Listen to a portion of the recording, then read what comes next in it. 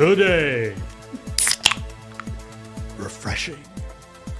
This is ChillPoint.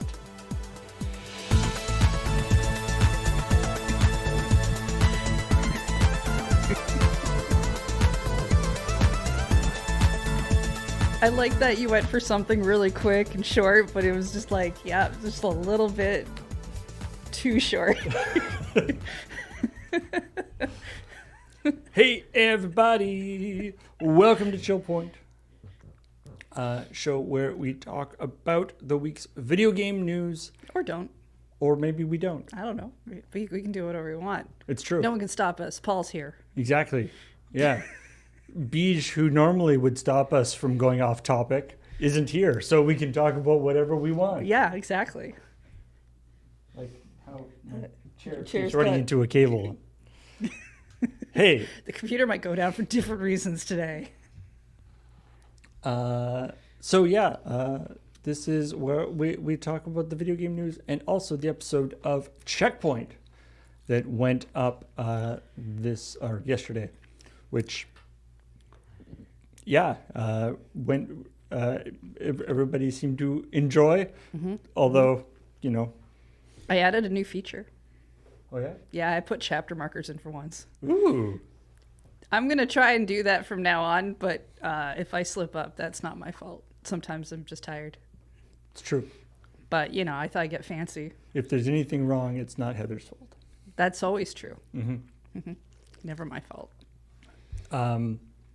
But yeah, let's take a look at the stuff that was in this week's episode, starting with, and I think we may have neglected to credit this, say who wrote which Yes, story. that did this not one. end up in the thing, and I Sorry wasn't about sure.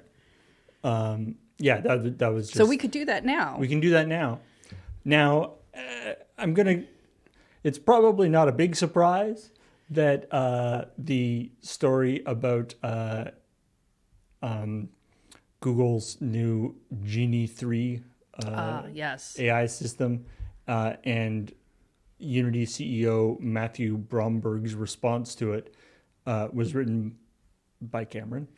He does seem to take a lot of the AI stories, and Yeah. I feel like he has some feelings. I mean, I kind of... I mean, we all do, but he gets to vocalize his. I kind of,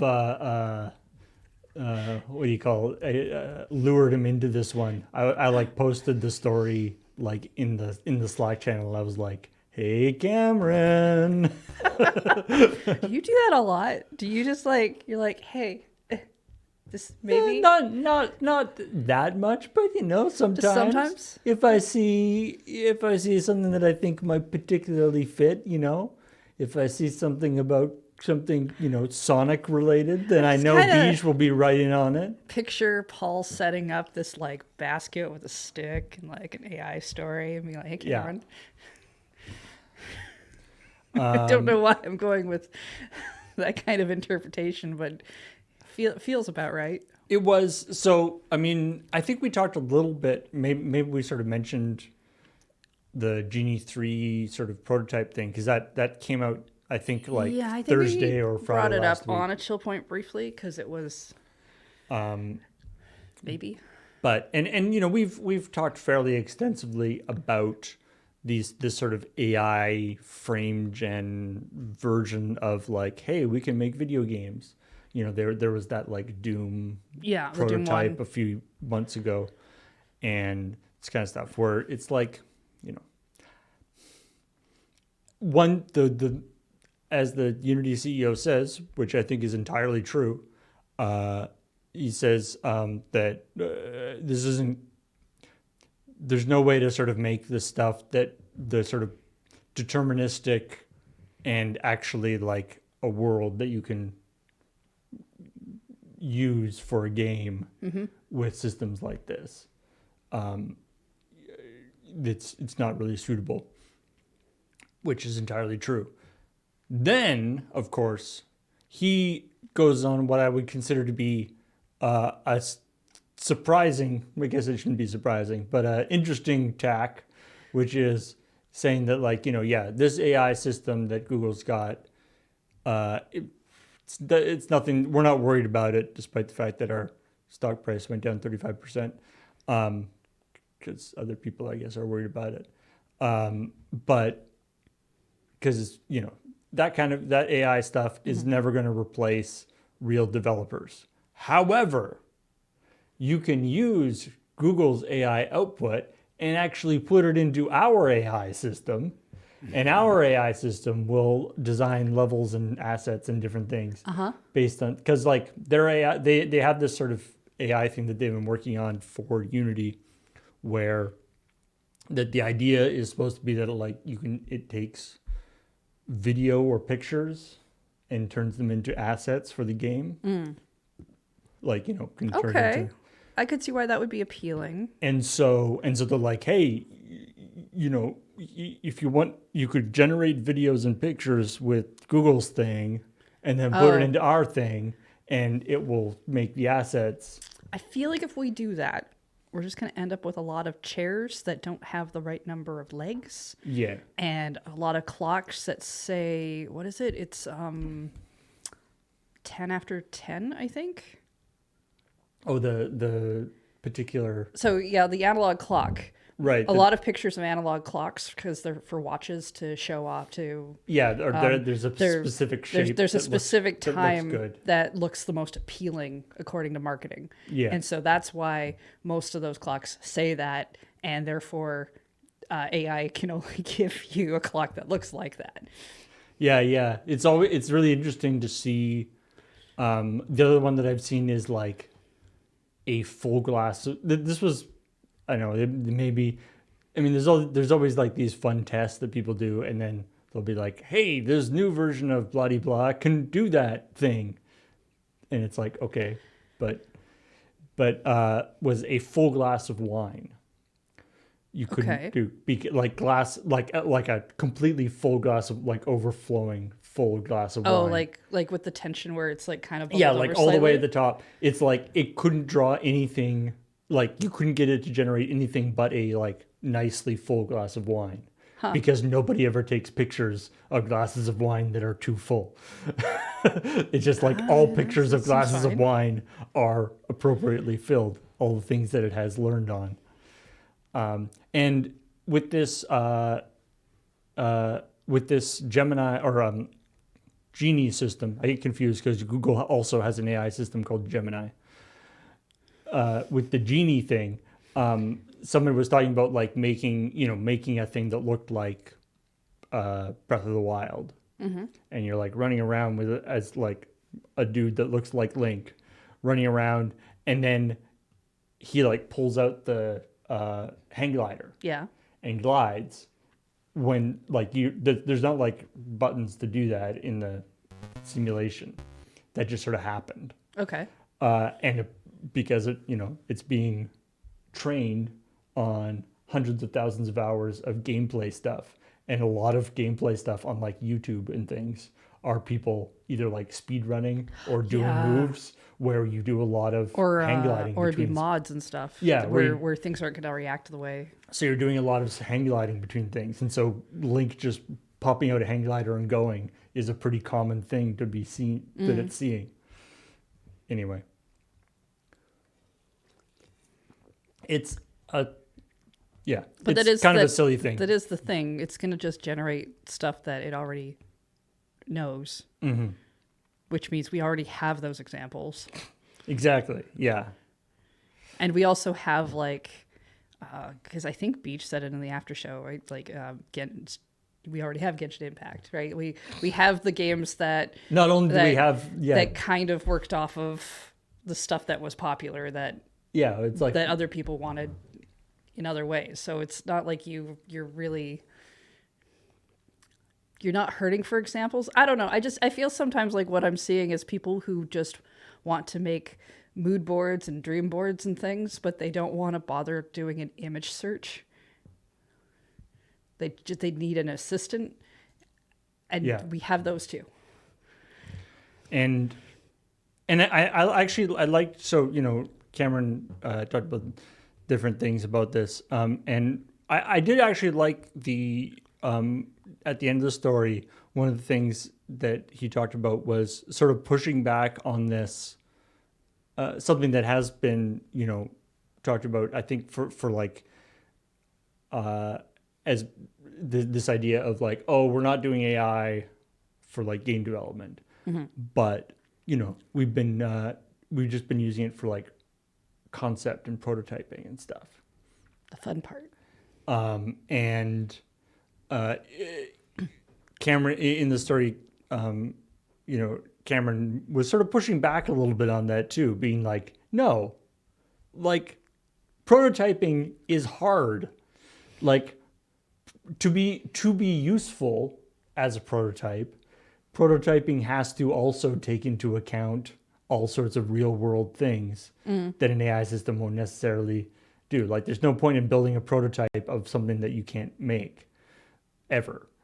Like the idea is to try out different ideas within the space of the thing that you're building.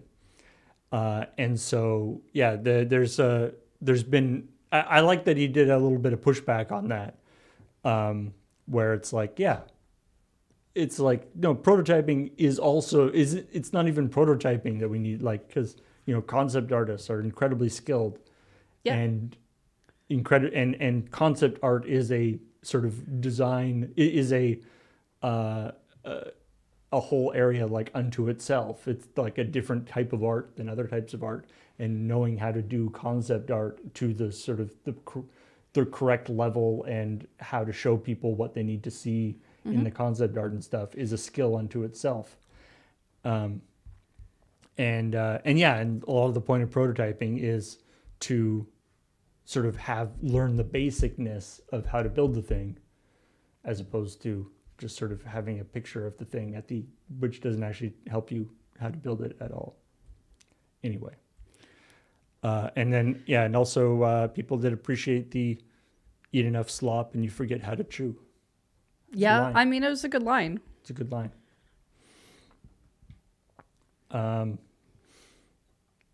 But anyway, I'm sure Cameron isn't going to run out of stupid CEO statements anytime soon. So unfortunately, yeah. So I guess he's staying employed. We would have found something else for Cameron to do anyway, but as long as he's willing to write about it, I don't see any reason why we would stop him. Pocopia, which looks pretty neat still. This was Nelson? Yes, and this is a story that Nelson wrote. Pocopia is going to be coming out. This story was just a small aspect of it, which is that for Amazon as a pre-order bonus is giving away a very dull looking like plant. Yep. It's like, it's weird because like you think it would be like some sort of like very specific, like a planter of like a starter Pokemon or something, like something that kind of like I'm not opposed that it's a decorative item because it sounds like decorating is heavy in that game, but the fact that it's just a plant and not like there's nothing special about it. Yeah, it is really the most weird. Generic. It seems like a plant that you would expect to be just like the plant as like the base level plant that you get before you get any upgrades. Like, I don't know how pre-ordered goods get sorted out. Like that has to be part of the marketing team, right? But I'm like, when you're talking to different stores and you're like, oh, can we get like what I don't know if it's like marketing goes to a store and says, hey, we can give you an exclusive, or if the store asks if they can have an exclusive or something to try to up their sales. I'm not sure how that works, but I'm just like, so somebody said we can give you exclusive, or can we get an exclusive item? Can we get something to like do whatever? And somebody said this plant, and somebody else said that was okay, that had any meaning. Yeah.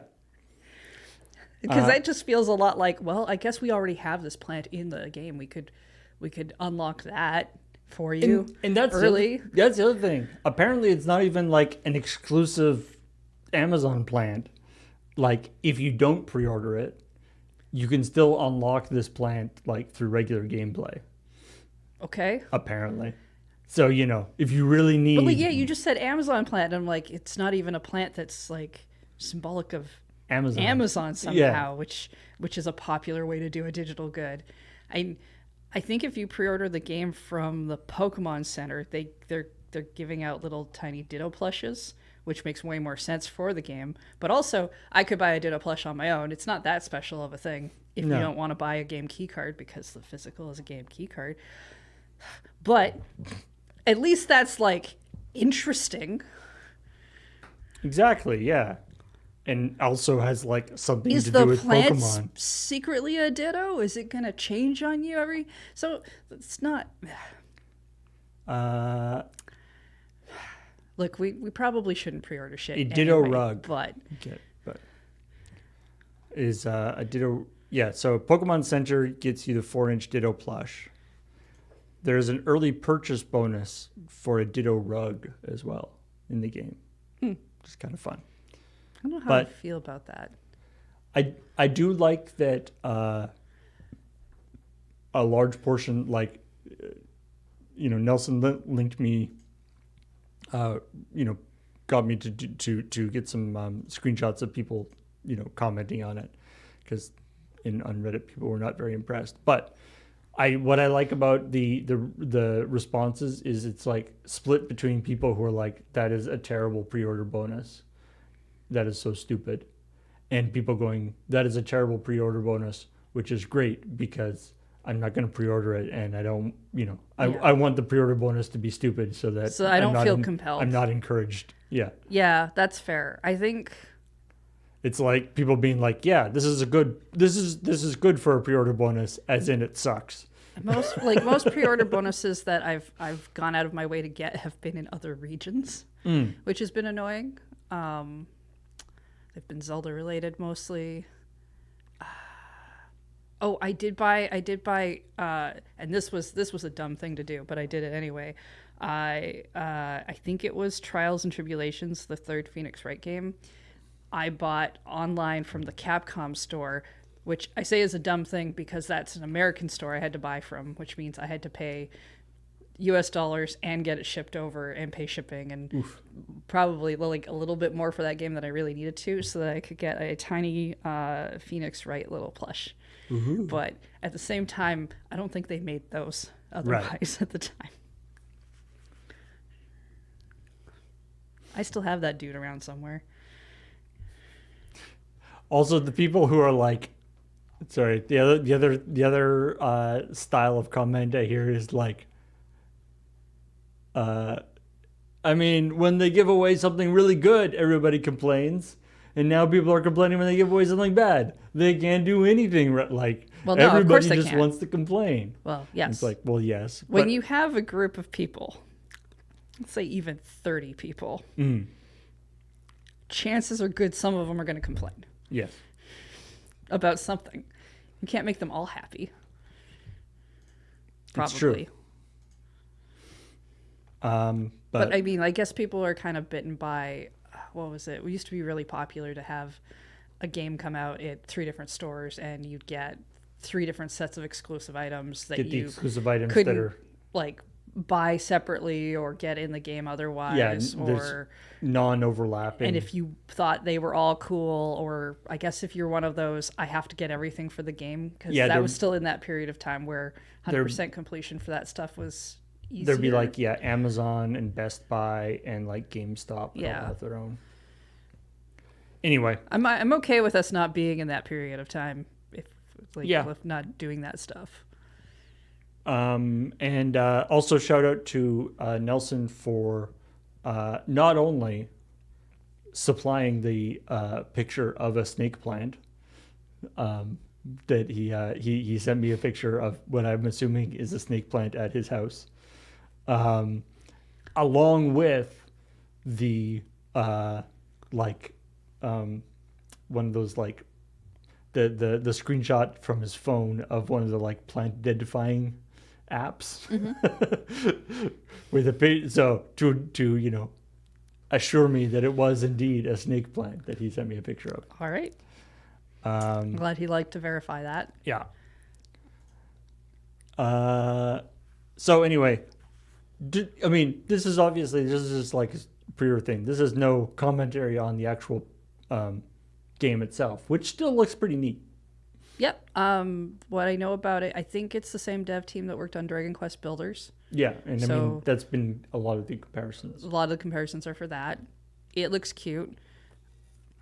I don't know if I'm going to get it when it comes out, but I am curious about it. I do kind of want to play it, but it's more because I'm obsessed with this idea that a Ditto can turn into a person, and that Pokemon can just have like a whole society without you. well, I mean that I already knew from Mystery Dungeon, but the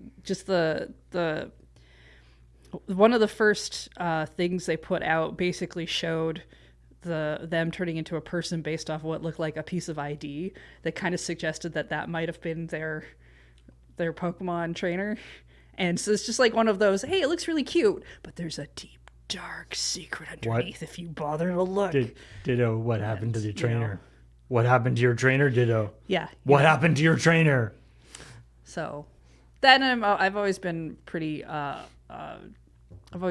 partial to there's a whole Pokemon line of plushies you can get with Ditto faces on them that nice. basically just stems from one episode of the anime from a Ditto that could not transform perfectly like other Ditto.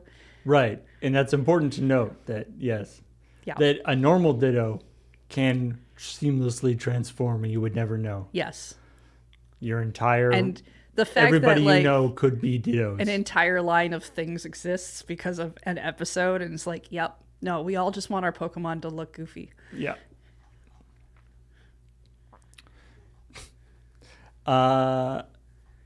Speaking of things that are goofy, except not. Obviously, I'm not going to go too deep into more stuff about Graham's story about Graham wrote a story about Epstein. Stuff. Okay.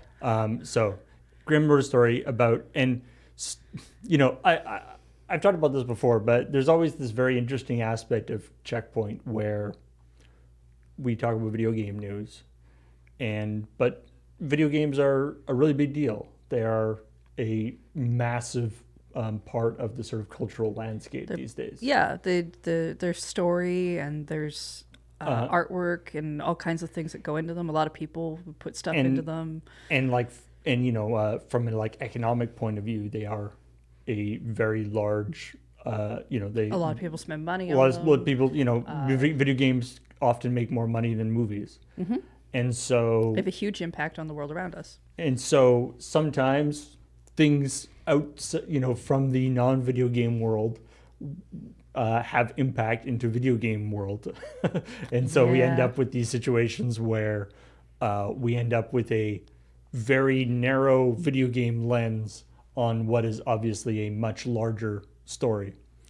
And so in this case, about there's all sorts of different ways that you can look at all the Epstein files.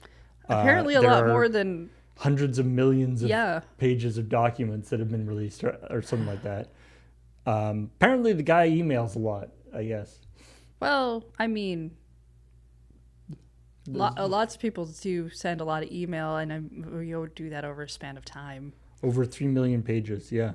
So maybe hundreds of millions. But anyway, you have to remember Twitter didn't always exist. And not only did he send a lot of emails, but apparently he was friends with just all sorts. I don't know if somebody's actually done one of those conspiracy web of people, and it's not and not just the sort of the entertaining aspect of it is not just people who he's friends with, but the number of people and sort of pop culture things that are mentioned in emails because they're just friends talking to each other.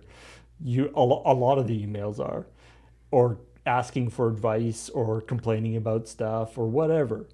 And so you end up with these weird situations that where, for instance, they're recommending porn to each other, video game related porn that people have made, and as Graham talked about in the after show, they mentioned this, and then you can actually like go to that archive and it's like active still. Like people are, you'll see it's like all the posts will be up to like 2017 or whatever when it stopped, and then 2026 there'll be like more posts being like, it got necroed. Epstein was here. Okay, yeah. And then like, I mean, that's not surprising, I guess. A lot of forums style things don't they don't typically close topics. They just let them, they fade away, right?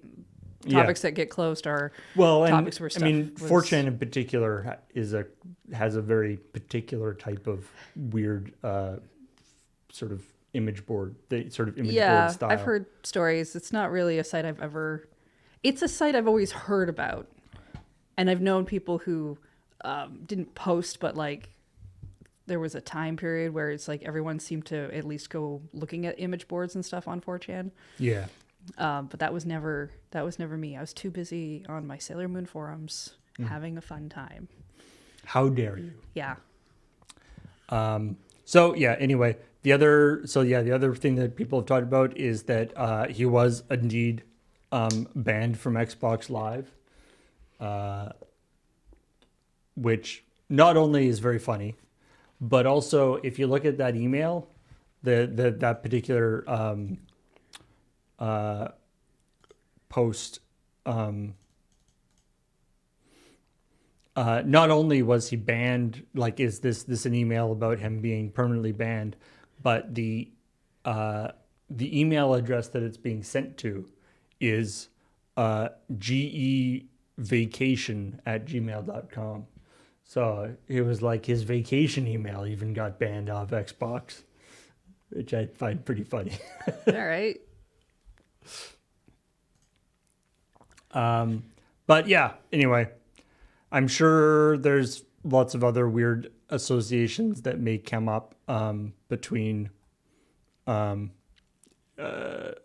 different people involved in these files. But. Yes, and this is a topic that we're probably gonna. I'm hoping we never have to revisit again. But the world at large. No, never let that shit down. Never let that shit go away. Fuck the president. Yeah. Take him down. I'm tired of it. Yeah. If he doesn't want it to be talked about, then everyone needs to talk about it. That's. Yeah. Although, yeah, it is worthwhile pointing out that, as we talked about with like people are talking about in the comments like Jon Stewart and different things, just because people are mentioned in the thing isn't necessarily nefarious. That's true. Those are. Yeah. Just.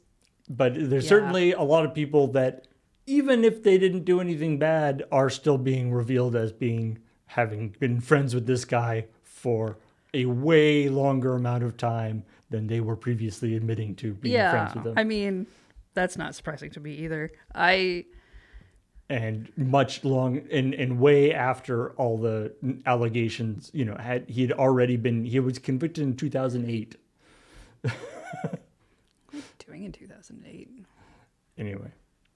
I would have been out of school, but I think 2008 was a bad year for other reasons. Anyway, it's one of those things where this is the story why I definitely wanted to put chapter markers on the episode, though. Is kind of like I've seen so much of it in the YouTube feed, and I want it to not go away because it shouldn't go away, but I also want people to be able to excuse themselves from having to listen about it all the time because it's a lot. It's true. It's so much. And on that note, let's move along. That would be great. To Tomodachi Life. Oh, Humorous. Living the dream. The good Humorous, apparently. I didn't know a wrestler was... Apparently. I barely know anything about wrestling. I mostly just know when wrestlers exist in other media, because when they show up, it's very obvious they have to have been a wrestler. Yeah. The body type just, you know, makes it pretty big. The so this was so there's an interesting sort of additional level to this, and B sort of touched on it in this story. If you didn't guess, B wrote this story. And B sort of touched on this, that Hugh Morris only actually shows up in the North American trailer. Yeah, I didn't realize that. And in the Japanese trailer, I believe there's like an older couple is the couple that sort of gets together. Yeah. And has the wedding. And then in the European trailer, there's like a more like traditional clown with like big like furry afro. Like the He's green called afro like thing. like Bubbles the clown. Yeah. There was a comment somebody said, I read it this morning, I think on the ChillPoint episode, that said that they thought that Bubbles might be a reference to a specific UK thing. There's like a on UK TV meme. Yeah. or meme, and I was like, okay, that I could buy that. I mean, I wouldn't necessarily understand it because I didn't grow up around that much UK media, but I'm just guessing that maybe clowns aren't that big of a thing for I don't know. Japan, or if they like, I wouldn't have been surprised like if Japan had done. I didn't watch the Japanese one, but if they had done someone that was more of a well-known comedian look, Yeah. I could have seen that, but. And so yeah, because the idea for if you're not clear what happened, how this worked, the idea with Tomodachi Life, it's this sort of life sim. It's a little bit like The Sims or something, With less control. but less control, and with little me versions of people. Yeah. And so what this trailer was just sort of showing all sorts of fun things that can happen in this world. Mm-hmm. And so like it wasn't, I mean, who knows how it was scripted in terms of the actual thing, but the idea was it was just sort of showing a bunch of characters and then they all sort of do stuff. And yeah, they use different characters for different things, but I also like when it sort of, it's like shows the different, it's like, hey, here's this person, and it's like there's Coco and Jeff and whatever, all these Alex and these different people, and then Hugh Morris, he's the only one who has a last name. Yeah, it's true. And everyone else is just dressed normally, and he's Well, so like that's the thing about the game, right? There's like a lot of extra decorating things they've put into it for actually being able to move things around the island. I played the 3DS one, and that was not stuff you could do right on that game. The 3DS's big thing was more like, because of Street Pass, you could have people visit islands that you passed by. right And different things might happen that way. But like this one's got a lot of decorating options. And they've improved every time they bring out the Mii system of making Miis. They've always improved it. Now, when Miis first came out on the Wii, the one of the channels they had was the Check Me Out channel, where you could show off Miis people had made, because they were really like, that Right. was new. So they were pushing, hey, make a bunch of Miis, make a Mii for every one of your family members. And people would do that. They'd like make Miis for cartoon characters and stuff. And then you get people who would try to make Miis where they would move the nose or the eyes in certain ways to try to make the character look the more cartoonish version that they can. And Admiral Akbar Mii was always the best. yeah, so if you watch the direct thing they put out for Tomodachi Life, where they kind of go over the bear, you can kind of see that it's like they've taken a hairstyle to move in a certain way to make it look like the bear's ears. But they've also added in face paint, which is how they've gotten the stitching on the bear. Right. So right. in a weird way, it's like they've seen what people have done in the past, and they're giving them more tools to continue to do that. Right. So they're like, but they're not actually making it. It's like, hey, you can have your Mii be a bear. They're just like, you can Yeah, mess around we with. didn't make a bare body type or anything. We gave You you, can just like additional mess around, tools that will help you do with that. things and make it look like that. Yeah. Yeah. And that's interesting in its own way. Yeah, and then there's this kind of this wacky trailer where Hugh Morris and the doctor, I forget what her name is. I don't know. Dr. Winters. Dr. Winters, who's like a psychologist or something, I think They I don't just, know. I don't know I what think- her job is I in the Tomodachi I life. think she's introduced as Angie's professor or Professor- something. Yeah. So could be Anyway. doctor of anything. Hugh Morris and Dr. Winters get together. Yeah. Not Angie, who's sort of ostensibly sort of the player character. She has her own like meet cute with this, hunky guy or whatever. Oh, with Patrick. Yeah. Patrick. But then, what we're really interested in is Hugh Morris and Dr. Winters, who, they go on this Ferris wheel where Dr. Winters declares her love, and another person also declares their love for him. No. Angie tried to got denied by Patrick. Right. Then she fell in love with Hugh Morris. So she decided to confess to him. They went onto a Ferris wheel. It's actually really cute because she starts to say, "Hey, I really like she's doing that stumbling thing."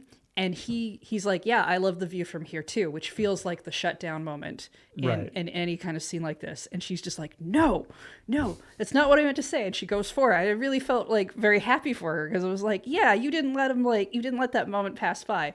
Then the scene goes dark. They're in the middle of the Ferris wheel.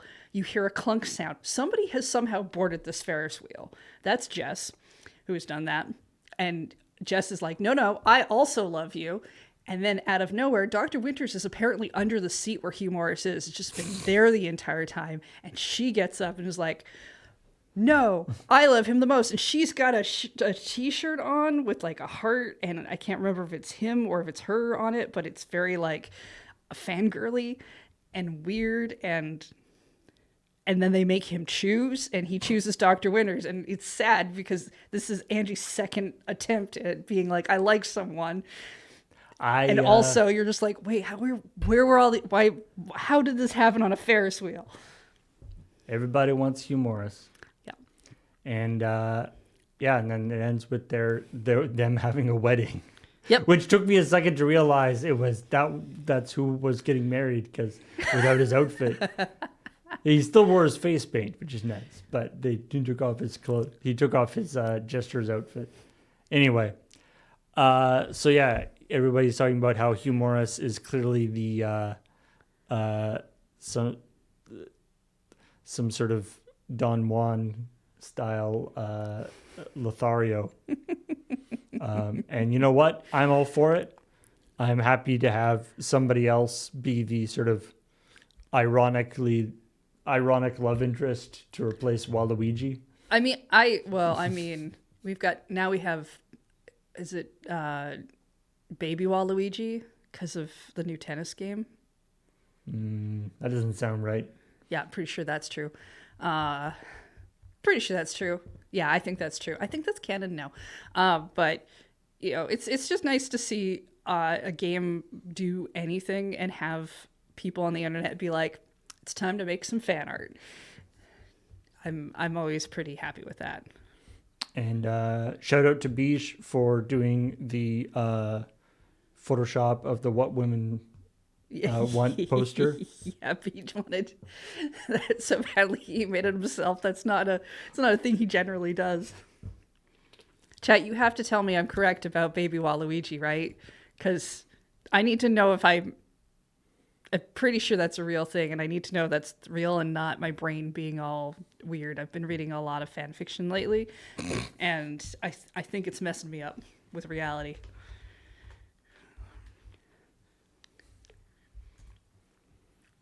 Yep.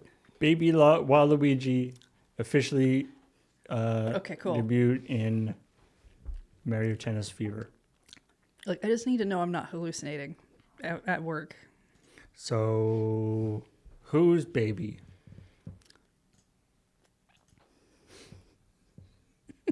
Let's not think about it too much. None of them have parents. And then coming up, Overwatch 2 has decided to drop the 2 and be just Overwatch. Right, because Again. everyone likes Overwatch and they hate Overwatch too. And this way, they'll never know the difference. Yeah, everyone will be confused. And then also, they over the next year, they will be releasing 10 new characters. Okay. 5 in the next expansion, and then another 5 for the rest of the year, which also drove home for me that there are like 45 characters in Overwatch already, which I did not realize there were so many characters in Overwatch. I think, okay. There's Mercy, someone in a really big fur coat. Okay. 43 and, more. And one in a robot. Sorry? And one in a robot. Yeah. Yeah. Yeah. No, that's all the characters there are, Paul. There's 3. With 45 different skins. I mean, each of those 45 do have lots of different skins. But anyway, it's amazing. I don't understand how there could be so many different characters with like actually different play styles and stuff. But anyway. One of the new ones is a jetpack cat. That is true. Was that just not Hello Kitty? The footage we showed at the end just looked like a bunch of Hello Kitty. There is also stuff. So the footage I showed at the end was a different part of this new expansion coming out. Oh, okay. Which is adding Hello Kitty skins. Because I watched that and was like, I don't know who any of these characters are. Those, this would be cool as a Hello Kitty magical girl thing. The funny thing is, I'm pretty sure those characters that were in that clip are like the characters you just named. Yeah, Mercy, the robot one, and the one with the winter jacket. Yeah, those were the characters depicted in that thing. Yeah. And even then, you didn't recognize them. No, I mean, to be honest, my exposure to Overwatch was when everyone here was really into Overwatch, and that was a long time 2 ago. moon bases ago. Yeah. And I know it was enough that we had it in Commodore Hustle, and then it kind of disappeared after a few months. Yeah, it was pretty, but I don't think anybody here was into Overwatch 2. Like I think everyone had moved on before Overwatch 2 came out. Yeah, way before. Probably even before it was announced. Yeah. But anyway. Oh, wait, we got to get on the point. That's another Overwatch thing I know. People have been. I have seen the Overwatch community being cautiously optimistic. I mean, the moving the 2 and going to 1, doesn't really matter. But the fact that they're bringing out all these new characters, and the other thing is that apparently part of this sort of new idea for how they're moving forward is they're going back to pushing the story a lot more, which Overwatch has always had like a weird story thing where it's like it seems to have some really strong lore things. Okay. And they have made some really neat and interesting like shorts and videos introducing people and stuff and doing cool things. I remember some of that. And then they'll like just not do anything for like 3 years. And then they'll be like, oh, and then this other cool piece of lore, and then nothing. And it's like, you guys could have had a thing. Yeah. I mean, I'm skeptical based on everything I've ever heard, which was I've already gone over. But if it gets better for the people who like playing it and there are people who like playing it, cool. I'm happy for them. I don't think anything new will change the minds or sway the hearts of anyone I know. But you're probably that's right. okay. We all have plenty of our own things to get down on. Speaking of our own things, let's talk about a couple of stories that didn't make it into the episode. Okay. starting with AI slop in Animal Crossing, No. or not in Animal Crossing, but so apparently there has been a trend, a thing for people will post Animal Crossing pictures, but they like and pictures of like their cool house in Animal Crossing. Okay. Yeah, that's a thing people like to do. But they'll have run those, but they then run those pictures through like AI filtered things to Why? make them look realistic-y. Oh. Okay. I mean, I guess I could see why you might do that, but And this article was talking about how that's like kind of, but like the whole fun of Animal Crossing, like and the whole like aesthetic of Animal Crossing is, the fun cartooniness of it. Also, by the way, speaking of, okay. So it's not really in Animal Crossing. no, It's a thing people are it doing is, outside of Animal Crossing using Animal Crossing. yeah, Okay. it's more Animal Crossing community rather than Animal Crossing I itself. feel somewhat better about that. Speaking of, we were talking about the clock thing. Somebody was showing in this Yep. in the Numbers screenshot are- that this person posted, be like, this is obviously AI. Yeah. But anyway, so this has been, yeah. Anyway, this has been this thing with like, because all sorts of Animal Crossing, there's lots of Animal Crossing communities and like, or like on like Tumblr tags or different places where people will be like, post your cute Animal Crossing things. Yeah. And they've been kind of inundated with this Oh, AI modified that crappiness. community doesn't deserve that. Yeah. So yeah, if you are part of a cool Animal Crossing, think post there's, post like- your cool Animal Crossing art. Take a hard line. I think there's still two big websites for Animal Crossing. I think it was literally animalcrossingcommunity.com. I think that's the one I went on when I was playing New Leaf very heavily. It was great. A nice little forum. Do set up trades with people, show off pictures, get people to. There was a whole system for trading your 3DS friend codes so that you could get people to come visit because Oh, there were nice. badges for visiting and checking out other people's towns. I spent a lot of time doing that. I do love that, as part of Nintendo's, Nintendo's always had this, or I mean, they've gotten better, but they were so slow on the like online multiplayer stuff, and they were so suspicious of it that they had the like 3DS friend codes thing, and they're like, we want to make sure that only your friends. We Yeah. don't want to open up to everybody. It's only your friends. And then everybody immediately subverted it by just being like, Oh, yeah. here's my friend code. Anybody can have it. It's in my profile. Yeah, I mean, you still need the other person's because that particular system still required that you both Right. do it, which was still 10 times better than the previous system, which was friend codes per game. Right. And I vaguely remember having a Pokemon game that had that, and I got like a DSi briefly, and when I put the game in that, it changed the friend code Oh, no. or something. Like that was really hampering. The 3DS one was better, still very hampered, but at least it was system wide, and now it's pretty on par with like a lot of other stuff. I still wouldn't call it maybe the easiest one, but at least you could get people added on from other places, like if you had them friended on different apps and stuff Oh, okay. for a while. Like changing it over to the Switch was pretty mild compared to anything they'd ever done before. Oh, the cart by cart one was gross, so bad. Because it was a big string of numbers too. Yeah.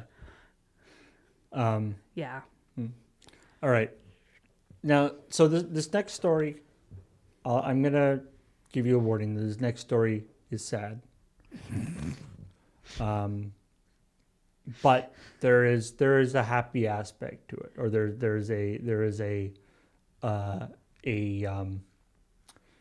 We're not going to talk about Sakurai's cat, are we? no, Oh, okay. there is a encouraging, I guess I should say, community aspect to it, because there's a story. There's a dog in Destiny 2. Okay. There's a robot dog in Destiny 2 Oh, okay. whose name is Archie. All right. And Archie is in the game because of a Make-A-Wish thing from a guy. Oh, we're going with this kind of sad. Okay. Yeah. All right. From a couple of years ago, who went to visit. He visited Bungie and did a whole bunch of stuff. And he has a dog named Artemis. And his wish was to have Artemis in the game, which they did. And so Archie is in the game, and he's a very he's a very good dog. Yes, because he's a Unfortunately, we found out this this week that Artemis, the dog that Archie is based on, was killed. Apparently, went on to killed by a neighbor, went onto his property or something. I don't know. Okay. All the details. Not like I lived a full life and fell over one day kind of thing. No. All right. So it was very sad and very unfortunate. The part of the reason why I wanted to talk about this was as is hopefully always the case when things like this happen, of course the Destiny community has, rallied around and really expressed their condolences and all this stuff. And people posting, pictures of their own dogs that they named Artemis because of the story of similar types of dogs.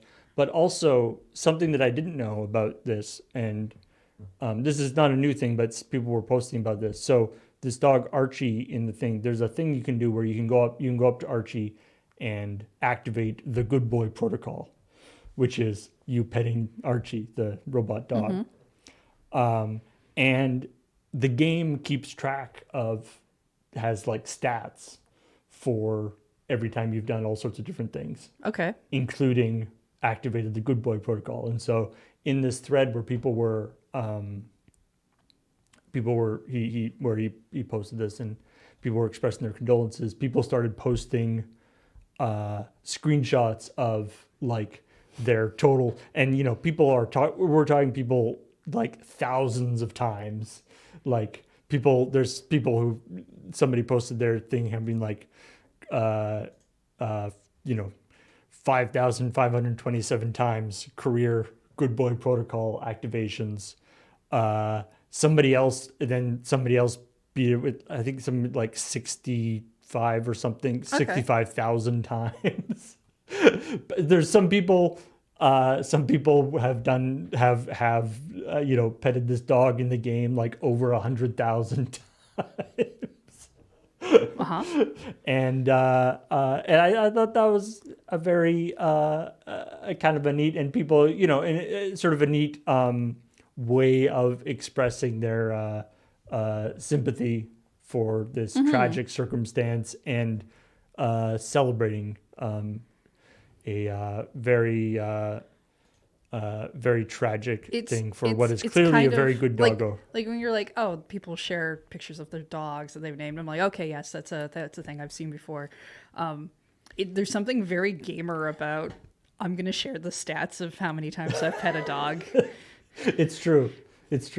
I mean, that if that dog in the game is got to be, it's going to be so shiny on the top. Anyway, that's unfortunate. Very sad. Yeah. Okay. Yeah. It's kind of a happy. Yeah. Lens on that.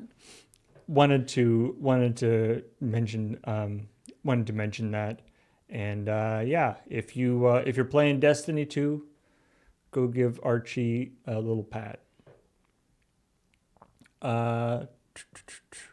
let's move on to Sakurai's cat passed away. who? Oh, really? Yeah, Wow. 17 or something. Is his cat immortalized in any video games? I think he might be in a couple of his videos that he Oh, did. nice. Yeah. It's been a while since I've watched, but that's like a thing I passed by on. I mean, he seems like the kind of guy who would sneak his cat into something. Oh, probably. I mean, one of the I've been on a huge Phoenix Wright kick recently, so that's. But Missile is a dog that pops up in Shu Takumi's stuff, and I think that's his dog. It was. I know for a long time it was like, if you need something happy to do, you should just look up Shu Takumi and his dog, because he posted pictures, and you just see this very happy dog. It was great. I love. I don't know if it actually does. I don't know if Hades keeps track of Cerberus pets. I don't think so. I But- mean, I was always kind of like, oh, I'm here now, better pet the dog, as like I go through the thing. Yeah. Have you played Hades 2? Oh yeah. I've gone through all the way through. Have you managed to get it so Yeah, you can yeah. finally pet Cerberus again? Because You can. that felt mean. Yeah, you can. You don't get to pet Cerberus until you've earned it in Hades 2. Yeah, which is fine from a story point. I totally get it, but at the same time, there was a lot of runs I was doing where I was just like, "Are you just putting this pet command here to like aggravate me?" Yeah. I like in Hades 1. I like that in Hades 1 it goes into more detail. Oh, that's true. You can also pet your companions. You can pet your companions. How do you do that? I'm gonna look into that. Somebody remind me next time I stream it.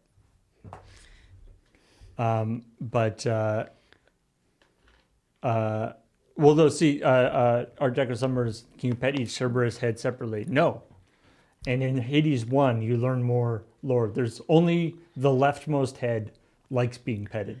The Yeah, other if two I- heads don't actually like being I petted. think, wasn't there a thing that it was like this was the simplest way to make a petting animation actually happen I mean, as well? I'm from I the mean, mechanical perspective, I'm sure that's yeah, true. like But in the lore, there actually is lore in the story that only one of Yeah. one of Cerberus' heads likes to be petted.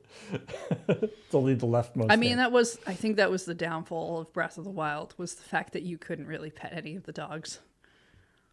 It's true. You could feed them. You get them you food could, and stuff. You, but you could get them to kind of like, you could get them to kind of do tricks and things if you knew kind of some spins and things to do, but you couldn't pet them.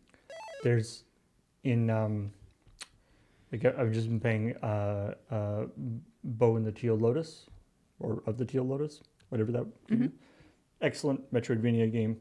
But there's a incredibly cute, like, I don't know if it's like a Shiba Inu or something, like a very cute sort of Chinese dog that's very cute in like town, and you can you do a good pet and scratch on it, and I guess minor spoilers, but in like the final, so you're like the dog's like at the end or near the end of the game, for like nearing the like final boss fight, everything in like this city is all going to crap, and there's all stuff going on As it and happens. the dog is sitting by this. There's sort of this big statue of like a champion guy, and the dog is like looking up at the statue. And you go over to pet the dog, and that's like the start of the boss fight, because this huge foot goes like smash and comes down and smashes the statue, and also looks like it smashes the dog. Like it goes smash, and like the statue and the dog is gone. And then so you do the whole boss fight, and the whole thing is that you're this sort of semi-mythical. What's it? Kami? Maybe Kami, it is? like a god, Not a god, but you're sort of like a a spirit. spirit thing. That the idea is They you might sort still of use the word kami for that.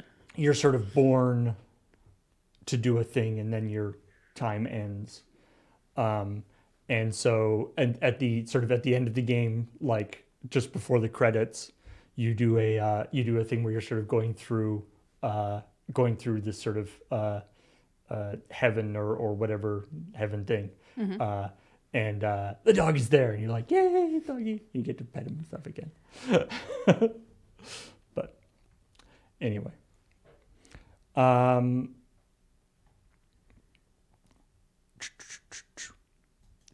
Fortnite. Speaking of, no, not speaking of anything to do with dogs. I feel like we finished the pet segment Yeah, of we our have show today. finished the pet segment. Fortnite is going to be maybe not starting, but they're going to be pushing forward a cross promotion thing between like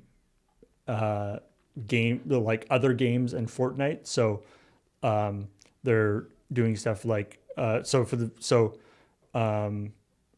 bunch of games are going to have like you play the game and then you get a thing in Fortnite. Oh, okay. Like a tie-in. Like, yeah, like a collab thing. All right. So you Capcom, MiHoYo, Pearl Abyss, S Game, Mint Rocket, Kyoko Games are all working together on this, or all working on this. Borderlands 4 has a cross promotion thing where you get the Mad Moxie stuff and So this is like different things, different. Yeah. These are going to be mostly skins and things, right? Like, Yes. if you're playing Borderlands and you did thing, or you put time into it, or whatever, Fortnite knows what you did and is rewarding you or punishing you depending on how you view Fortnite. Yes. Steve Allison says that, who's the vice president, general manager of the Epic Games Store, says that 40 games released in 2026 will include Fortnite items as a gift with purchase, including Resident Evil Requiem and Crimson Desert. Oh, so this is if you buy a game. Yes. And probably on the Epic Store specifically. Yes. That makes more sense. All right. I mean, I guess if this, I don't know, maybe that is incentive for people to buy stuff off of Epic and not just get free games. I mean, if you're already super into Fortnite, I guess. I think you'd have to be. I feel like if you're not kind of already into Fortnite, buying stuff off of Epic to get a skin in Fortnite is not really gonna. It's not gonna really. It's not gonna be an incentive for you. Like, actually, speaking of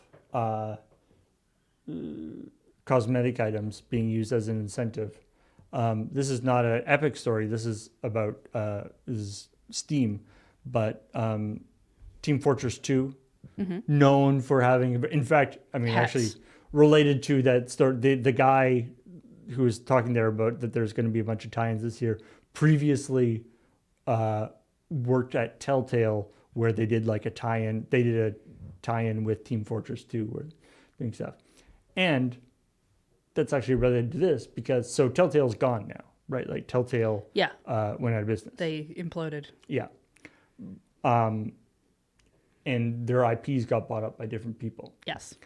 But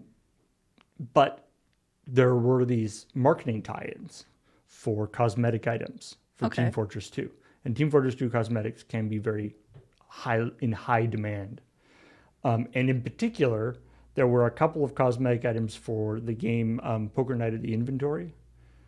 That sounds familiar. Yeah, it was a game that they did, but it's like it's got like characters. It's got like Strong Bad in it, and it's got Oh right, and it's yes. got the Heavy from Team Fortress 2. It's It's that just got weird like poker a game. bunch of, Yeah, and it's yeah. got like Max from Sam and Max, and it's got a bunch of different stuff. Right, it was a penny arcade game. That's why. Yeah. Yeah. I vaguely remember this being a topic of conversation for like 2 weeks. No, yeah, it wasn't it. Yeah, Tycho from Penny Arcade was also anyway.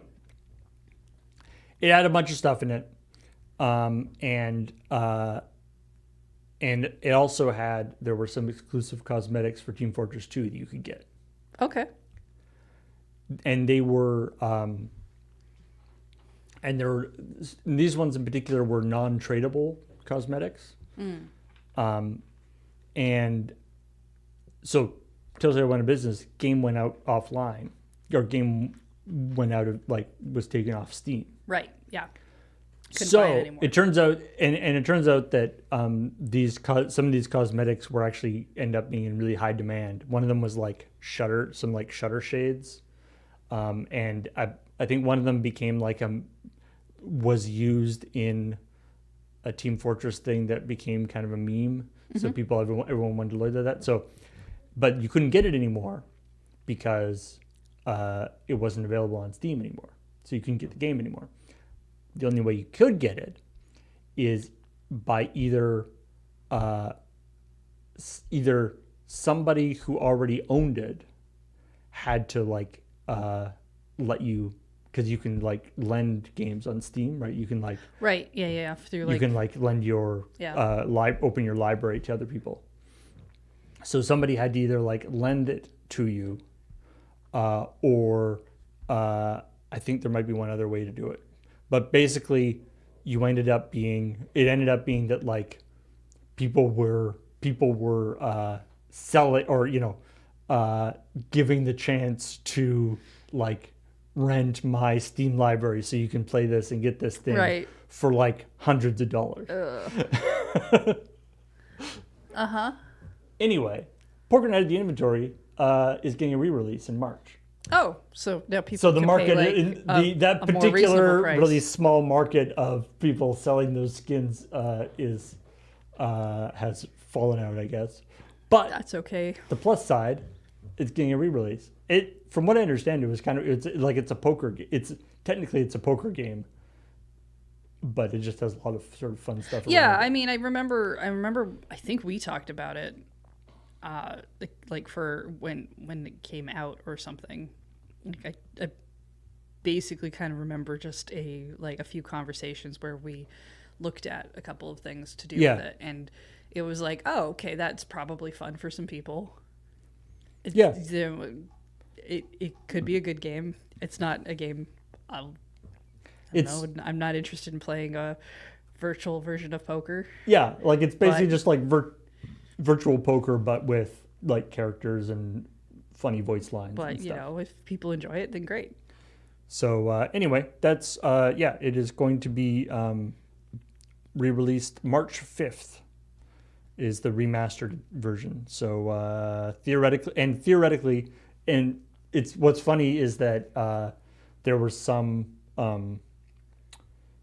rumors that this was going to happen before they announced it, because people saw that in the back end that those cosmetic items were now being associated with a different Steam ID than they were, a different Steam game ID than they were previously. But that new Steam game ID didn't have a database entry. I love a rumor based off of one random person's just hey, wait a minute, the file name changed over here.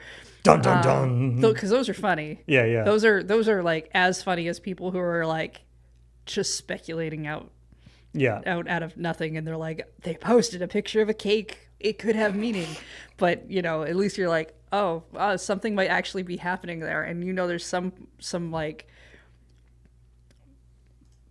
people who are okay, I'm just doing these updates because we can't have this information notice. Somebody's going to notice it because everything's so online.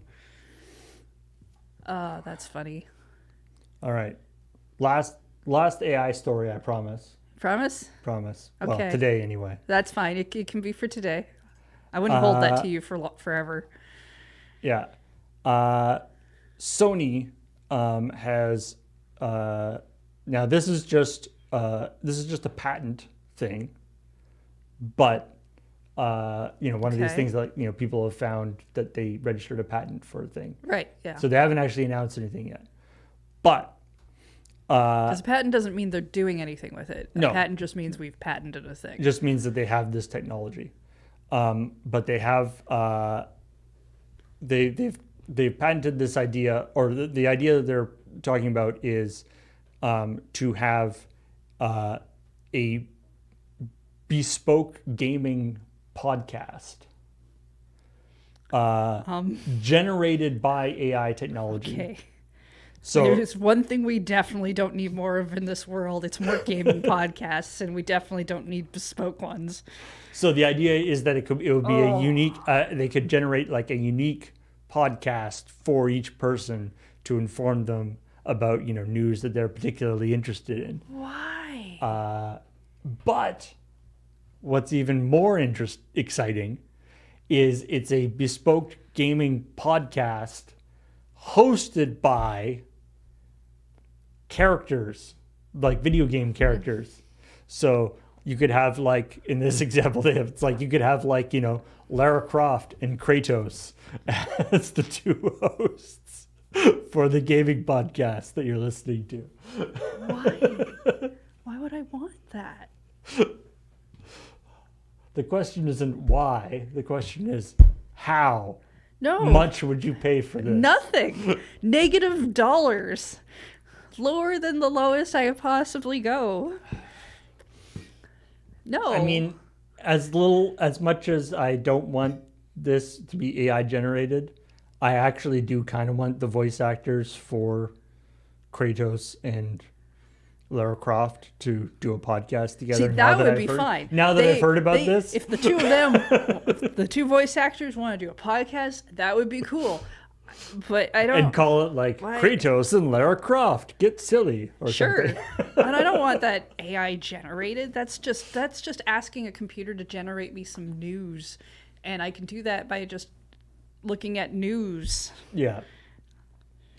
No. To be clear, this is not something that Sony has actually announced that they're doing. This is a patent that they're like, we could do this. This is a cool idea.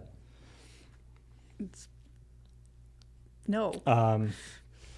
And this article is talking about that currently, like on your PS5 like homepage, like your PS5, there's like a news feed thing that like is customized news. Yeah, they let you do a variety of different things with the homepage, so you can see different things set up. I think I have mine set up in a way so I can see what my friends are playing, because I like to. I like to know what games my friends are playing, because sometimes they won't remember, and then I can be like, so I saw you were playing such and such last night, And they'll be like, no, it's it wasn't. It's like I'm a very friendly stalker. It's Yeah. okay.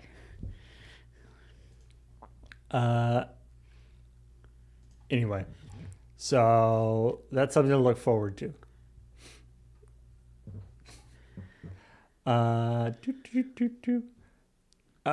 you ever played Disney Speedstorm? It's a Disney like It's a racing game. Yeah, Disney race I don't know. I think No. it's like a Disney kart racing game. It sounds like it's a racing game. I don't think I've not played that. It's supposed to be sort of fine. Sure. It's a free to play kart racer. Oh, well then no, definitely not. Anyway, the characters from Cars are being added to it. Are the cars the drivers?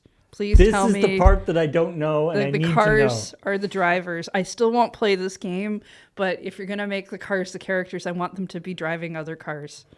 You are entirely correct. Yes, this is what This we is should how it do. has to be. All they've shown so far is like a little teaser video, so we don't know. But if it's not, Mater and Lightning McQueen or whatever driving go-karts, Yeah. I will be very disappointed. If they're just vehicles that drive around, what are you even doing? Yeah. But also the implication that, what happens when cars exist, the movie Cars exist in a world where people also drive cars? Seems like that could be problematic. Well, I mean, I only watched, I think, how many movies were there for Cars? I know I saw the first one. There's at least been 3. I know. I'm pretty sure I saw the Tokyo one on a plane. Because I'm pretty sure humans don't show up, at least not in the movies. No, they don't. They definitely don't.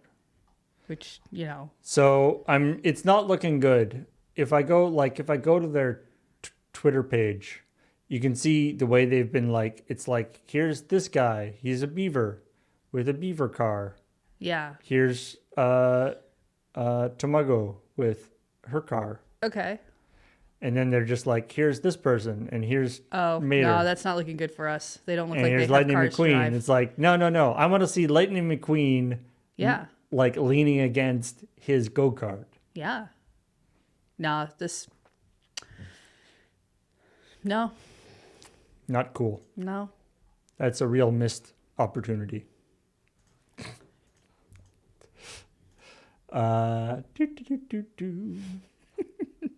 There's a Civ 7 Yes.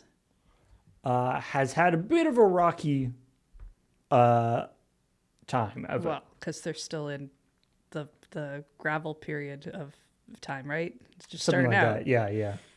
Bronze Age or something. And while you may not pay that close attention to Civ news and stuff, you may have noticed that a lot of people, when they talk about Civ, talk about playing like Civ 5 or Civ 6, Yep.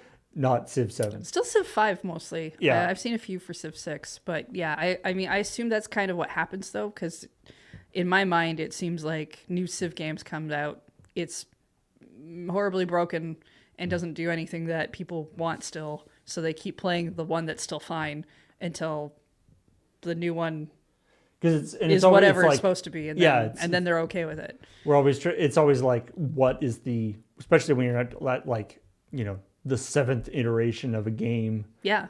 and it's a game where like graphics aren't necessarily like the selling point of the game. Probably not. So you can't yeah. just like make it look fancier.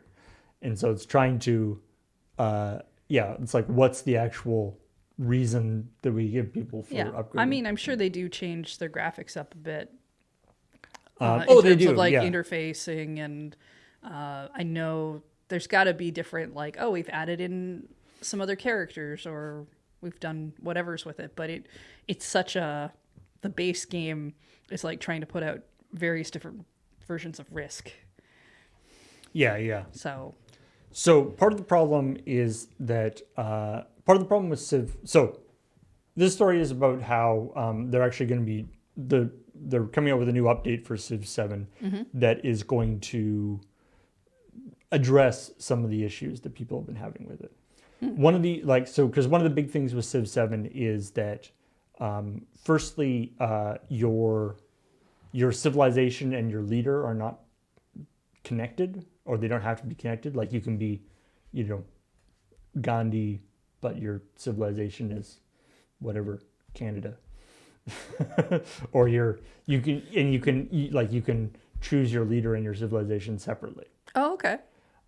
Which is cool in some ways and gives you more flexibility. Some people don't like that because it sort of takes away from the whole historical aspect of why they're playing. I mean, it's not like it's that historical. I mean, I know it's not like historical yeah. in the sense of, but it is kind of a historical fiction of a world, right? Like they are pulling from real people who did exist in time and real time periods, and they are striving for a little bit of a realism in certain aspects. But then the other thing with Civ 7 that people really didn't like is that it has a number of sort of ages, and there's like the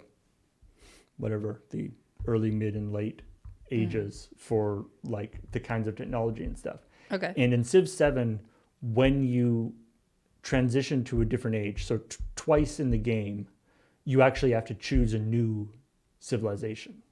You switch to a different civilization. Oh, okay. And then you do Sure. that, and then you Yes. switch again for the late game. In the way they said, the idea being that like certain civilizations have sort of rise and fall over the course of the not thing. every civilization makes it out of certain periods of time. And like certain civilizations have technologies that are more associated with certain time periods, is the idea.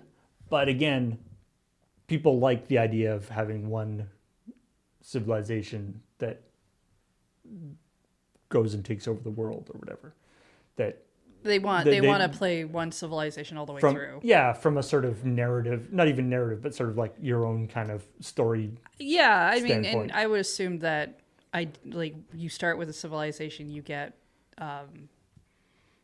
you're that's the one you've been playing with all this time. You don't really want to necessarily change to something completely different when you've grown attached to this one.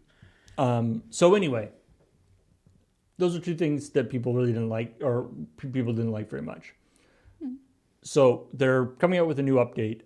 It's called The Test of Time, and they're going to optionally allow you to now keep.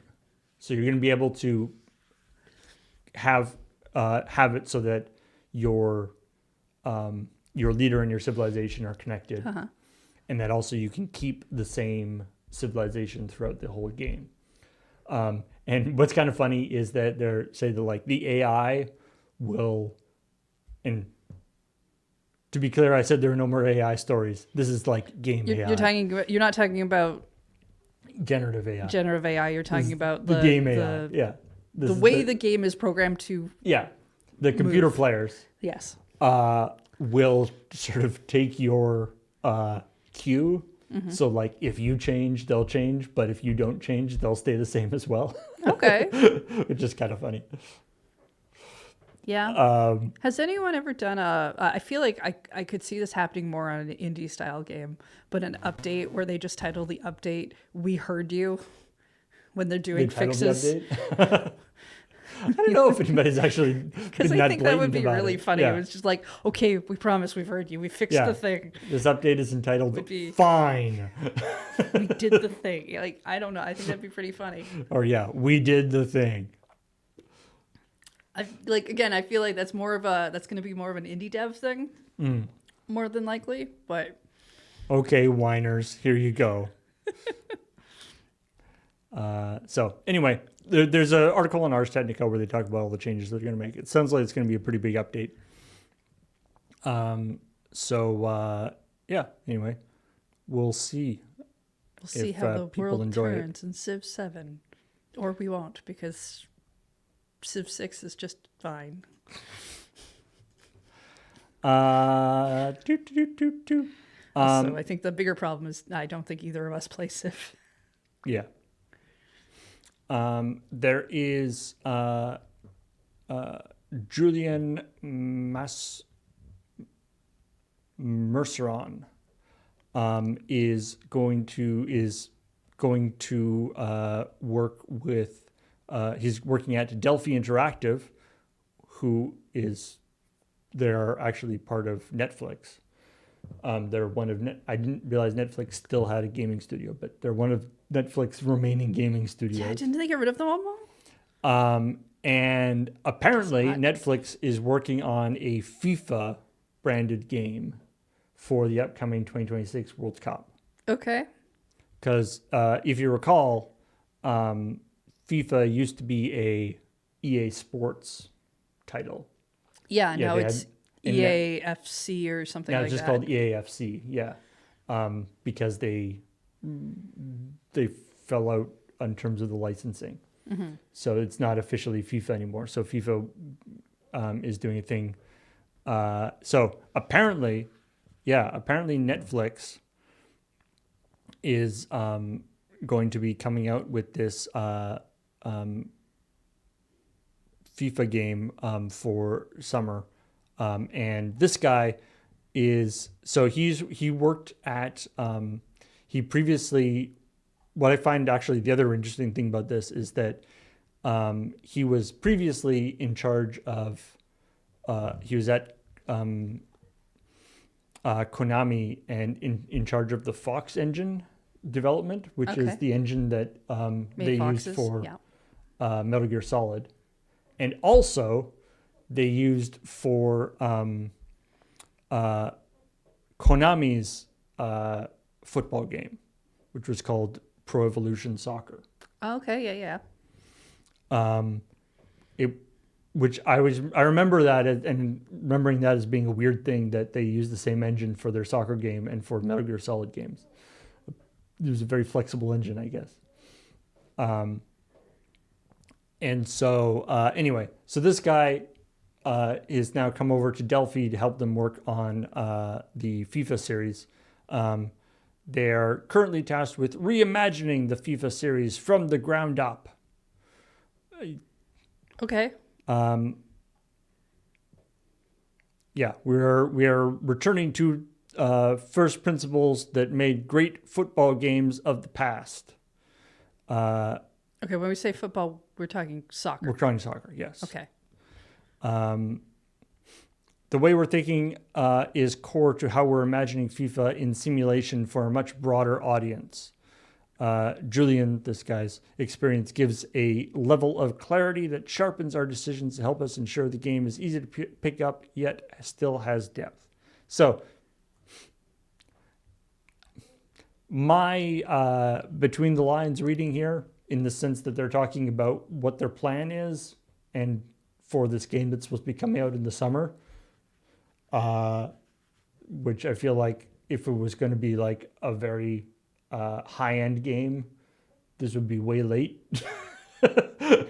Like it should be almost done development at this point if it's got to come out during the summer. Well, that depends, because you can still work on a lot of the parts of a sports game that don't involve the licensing. That's true. That's true. And a lot of, especially when licensing was trying to be taken the first time for sports games and like arcade machines and stuff, that is what they were doing.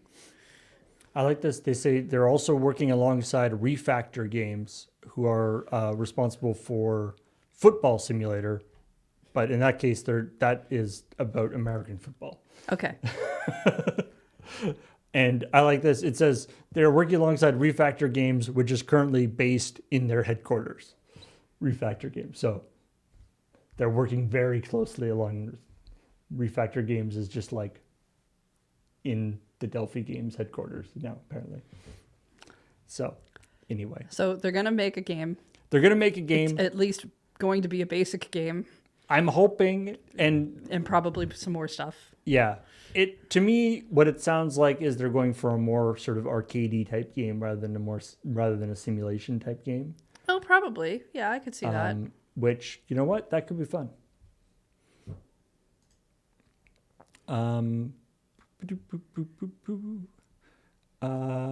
Oh, hey, yeah. I believe this is now the third QA team at Blizzard that has ratified their union. Oh, good. Okay. I don't know where this sentence is going. Yes. It's the QA team. Anything could happen. Yes. So ratified at Microsoft. So the ZeniMax team, the Raven Software team, and now this QA team at the Albany and Austin Blizzard companies have joined the CWA union. So all right. Good on them. Nice. And they have saying, after nearly 2 decades in the video game industry, it feels great to work with my fellow union members in ratifying a fair contract that makes it easier to see a real long-term career in this work. This agreement gives us a better working environment with increased pay benefits and layoff protection, including recall rights, and ensures quality assurance work remains a stable and respected role for the workers who will build games long after us. Damn right. Good. QA is important. And also, this I didn't mark this for this week, but there was a story either last week or recently that it was some ridiculous number, like a quarter of all workers in the video game sector had been like changed jobs or laid off in like the last like couple of years. Yeah, that's weirdly not that surprising. It seems like such a volatile career path. It is. Well, and especially QA, where there's this there really are that thing of like, they staff up for a game, and then everyone gets fired, and then they staff up. Yeah, but even just like a lot of other positions where you're like you could make better, more stable income and money in a completely different thing, but you don't get to do anything fun or creative because that's not what those jobs are. And it's yeah.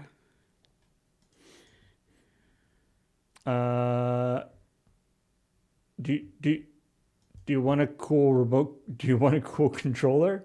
What do you mean by cool? Because it's up on the screen. It's cheesy. Interesting. Okay, I'm not opposed to it. It is an official tie-in with Kraft mac and cheese and It's, Hyperkin. It's probably not one I would use because I like the more modern day controllers that have like the hand grips now Yeah. than the Super Nintendo style. But the Super Nintendo style one was not like was not bad. At least it had rounded corners and stuff. And if you have cheesy cheese on your fingers when you play, no one will know. Yeah, I don't do that. I clean my controllers and I do not eat sticky snacks while I'm gaming. Well, aren't you special? And if I do, I use things like chopsticks or taking a proper break. I'm not special. I'm being considerate of my things. That should not be special, Paul. La-di-da for you. I like the headline of this story is Pokemon accidentally finds the perfect way to troll scalpers. Oh, okay. I'm interested. It's not quite well. So what it is? Is that overselling it? No. So this is about the Pokemon card game. Okay, the not physical one. Physical card game. All right. Which, as you may know, has had a horrible problem with Anyone inventory. being able to play it. Yeah. Yes. That it's just been absolutely impossible. They print tons of it. Yeah. But they automatically get over the last like year to 18 months, 2 years. It's just been scalped so hard. Yeah. Yeah. So the latest or a Surging Sparks, which is a recent set that is in this article it says generally considered to be the beginning of the current frenzy of Pokemon card buying. Okay. So it's very popular set. They did a restock just recently where they as you might expect, it was the website gets like immediately inundated with bots and stuff. But how they sold it is they sold the box of packs, so it's like 36 packs in a box. Okay, sure. It's like a booster box. But in order to buy it, it was in a pack with Pokemon Battle Academy, which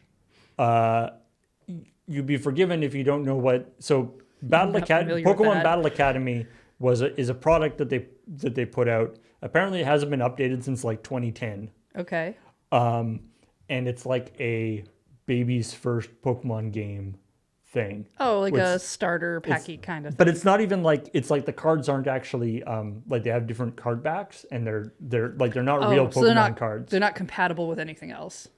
Yeah, it's got the mechanics are the same, but the cards aren't actually compatible with regular Pokemon decks. Okay, all right. And it's got this sort of plastic arena thing that you can like set up.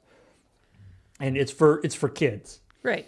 So that they can learn how to play. Yeah, so you can learn how to play. And it did not do well as a product. It didn't sell very well as a product. I imagine that's probably true. So this booster box of packs that everyone really wants, that all the scalpers are going for, costs $160. The Pokemon Academy thing costs $20. So it's $180 That's so much to money. buy them together. And also, so a booster box of packs is, like this big or whatever. The Pokemon Academy thing is like a couple of decks, but then it's also got this like plastic arena and stuff. So like the box for Pokemon Academy is quite large. So it's just like a weirdly awkward box. So if you want to, it's like, I'm going to buy 10 booster boxes. You end up with 10 of this thing that you can't sell on its own. that nobody really wants. In fact, you can't sell it on its own so hard that even Pokemon won't sell it. Yeah. That's really funny. Oh, that's good. So, I mean, people are saying it's that's like terrible in some other ways, but I mean, that's like theoretically, funny. it's also bad for legitimate people who legitimately wanted to buy the thing. Absolutely. I mean, because that's still like the price of the thing you probably want to get is still outrageous then, but that's still pretty funny. But anyway, a lot of people are like, you know what? Considering that this will like, harm scalpers more than it harms regular people, because regular people couldn't even get out, into this drop because the bots hit it so fast. They're like, yep, fine by us. Anyway, it's kind of silly. Yeah. Yes. Somebody in the comments is like, you know what? I'll take Pyrrhic victory over scalpers. Oh yeah, there's a new speedrun strat for GTA 3. Okay. So, original GTA 3. GTA San Andreas, not original GTA 3. So GTA San Andreas. Okay. But like the original like PC game version. And I only mention it because apparently the speedruns for this game are kind of like they're into the like not only doing absurd glitches but like reprogramming memory addresses and doing wonky things for things. So apparently basically what you end up doing with this this has this whole like rundown of all the steps you have to do, and it's ridiculous. But in a nutshell, what people end up doing is using a combination of a bunch of glitches. You start the game, you do a few things, and then you do this thing where you basically you like get into a mission, but you're also doing a secondary mission at the same time. Okay. And then the game thinks that you are restarting the game, and so it actually has two like scripts of the game running in simultaneously. They're saying in this article, like what's actually happening is there's like two copies of your character moving around the world at the same time. Except your camera is only actually following one of you. Can you run into your doppelganger? I don't know. Because that would be really funny.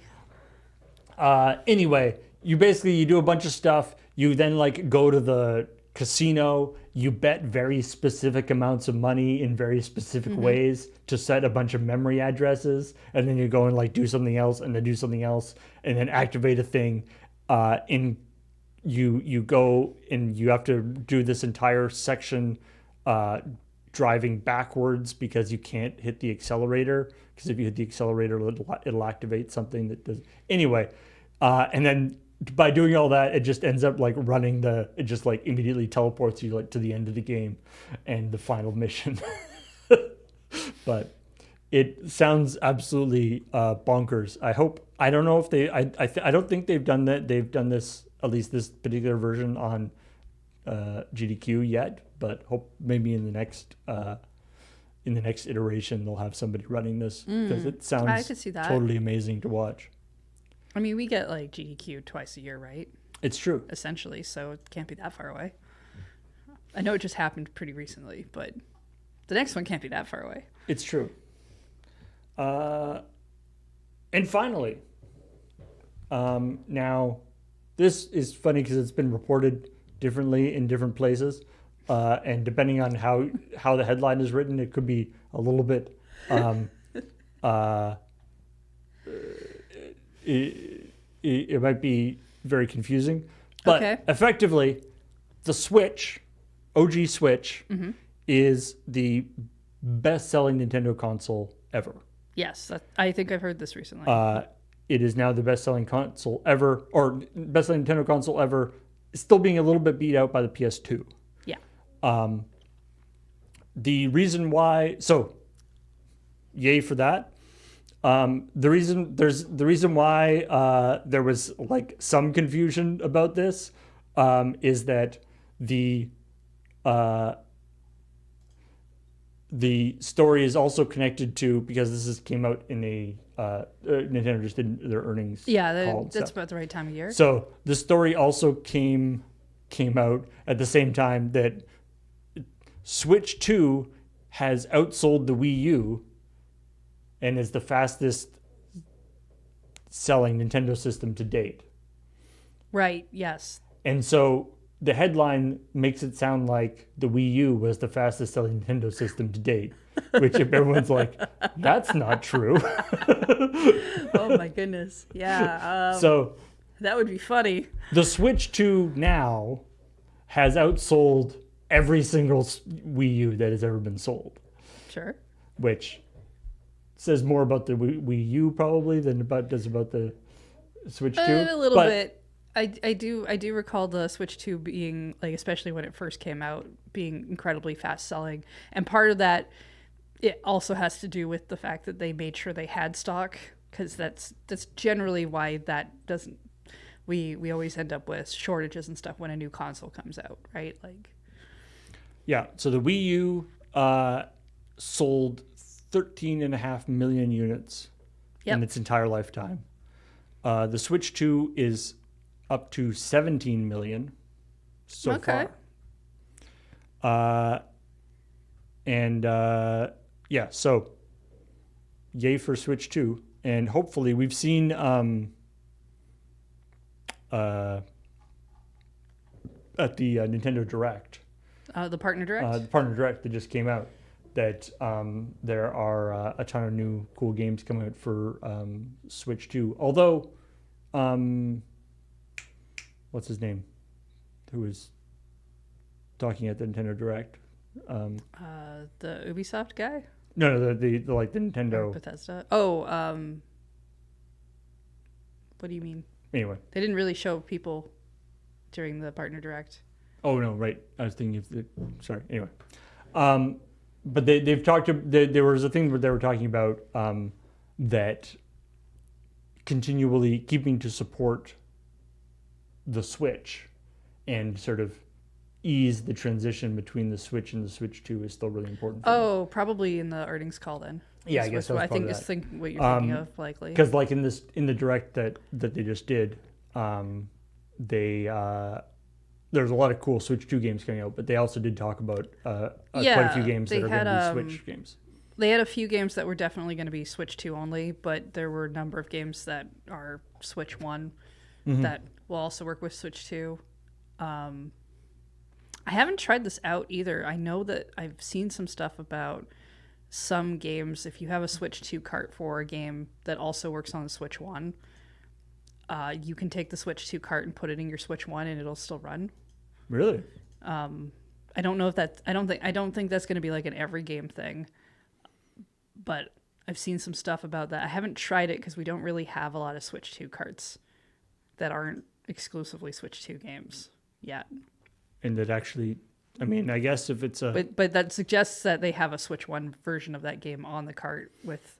I guess if it's a game key code, they can just download the different version. That's fair. See, game key codes are better. Yeah, I mean, it does seem like they're going for more of a transition period, right, between the two systems, which is fine. I think it's okay because everything's really expensive right now, and everything.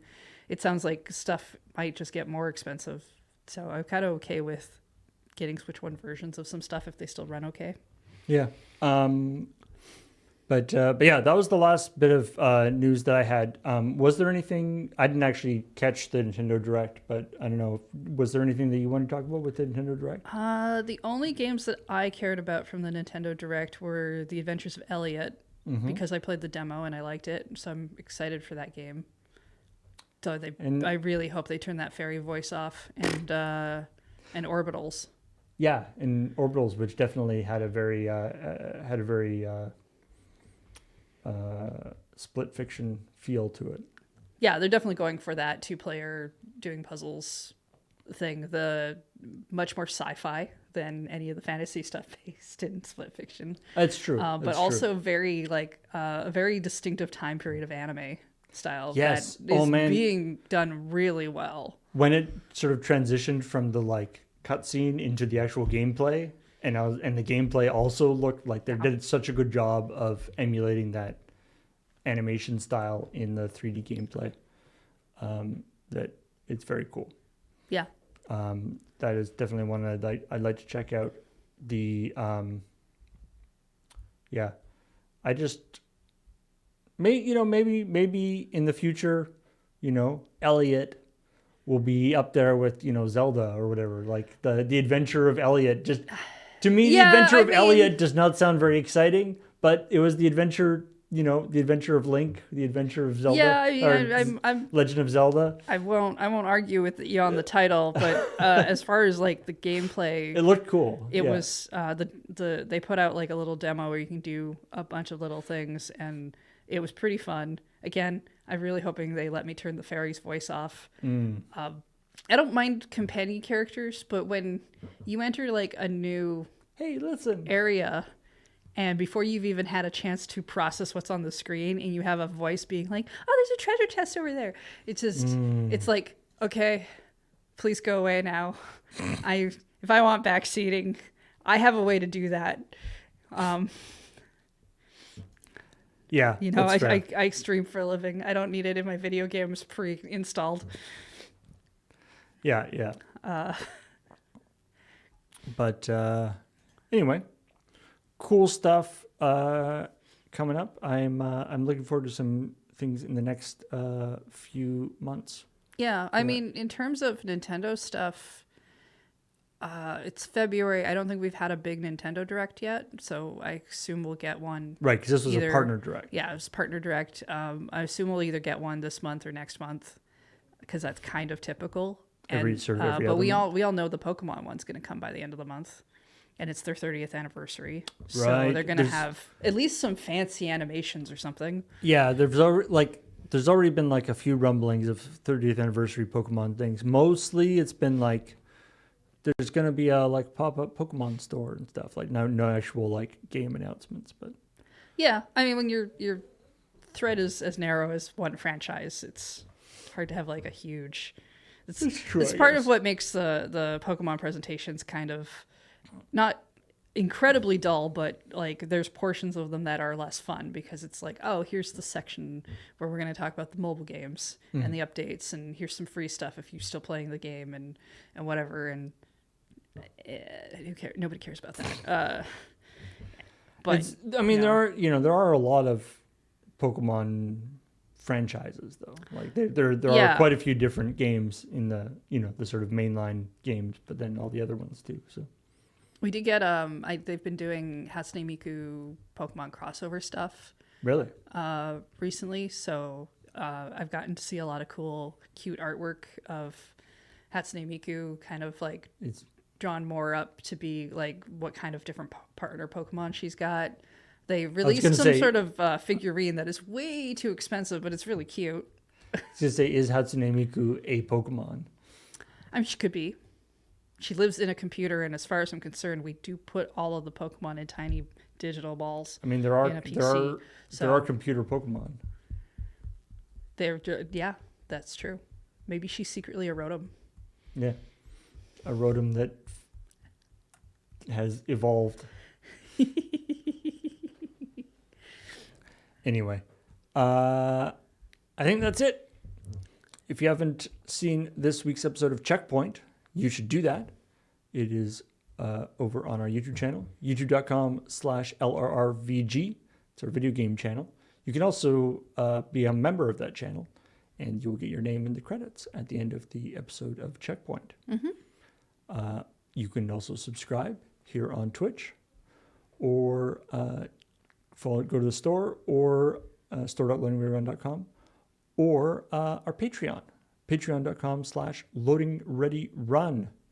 Even just a little bit there is a continual support of this channel, and it allows us to do all the silly things that we do. And normal things like It's true. lights and Yeah.